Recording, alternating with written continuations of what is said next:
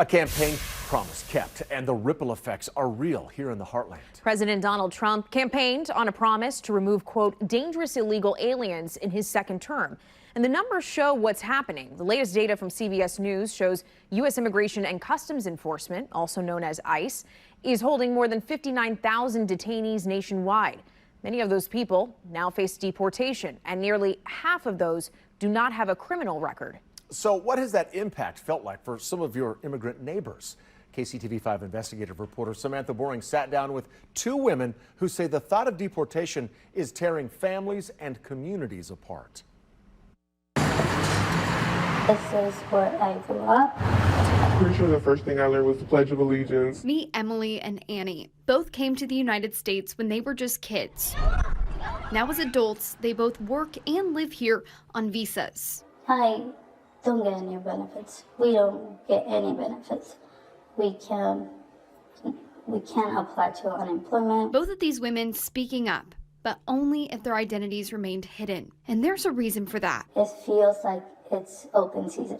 You have to be scared because of the color of your skin. They say ICE being out there looking to detain immigrants is leaving their communities quiet. Emily lives with several family members. Some have green cards or visas, others are undocumented. She lives in fear and says that fear is ever present. Recently, while at home, she heard her neighbors arguing.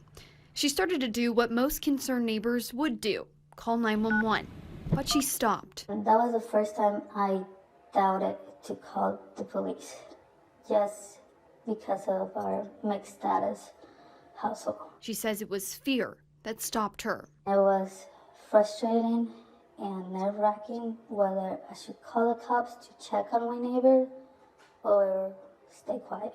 Annie is the only one in her home who's undocumented. She recently went to visit her father. He's also undocumented. She knocked, only to hear nothing. He would not answer the door. And usually he always comes to the door and looks out. And when I walked in, his whole house was covered. Literally blinds and everything. And I was just like, what are you doing? He's like, immigration's here.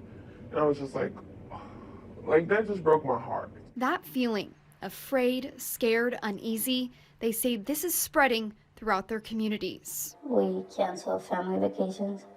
We decided to stay put and just go to work and utilize delivery services. Those are just two voices representing so many in our community.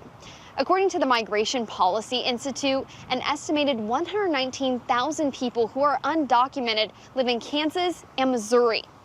Kansas City immigration attorney Andrea Martinez says these women are not alone in this fear. I have seen an influx of people calling our office terrified because they don't know if they're going to be next. They don't know if it's safe to go to their court hearing. Martinez is working with more and more detained clients. She says many do not have a criminal record. Moms, dads, people with no criminal history, just get as many people as you can because we have a quota for you. Emily does not have a criminal record, though Annie was charged with a nonviolent crime a few years ago. She served time, and KCTV5 Investigates found she has not been in any legal trouble since.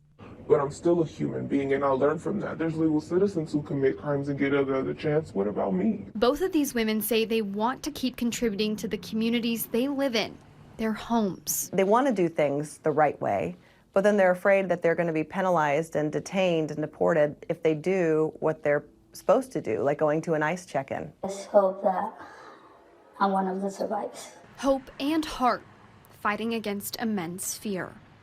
Samantha Boring, KCTV5 Investigates. The last time the United States had any kind of immigration reform was back in the 80s. Martinez says the first step in creating change here at home is getting to know an immigrant story. Now to a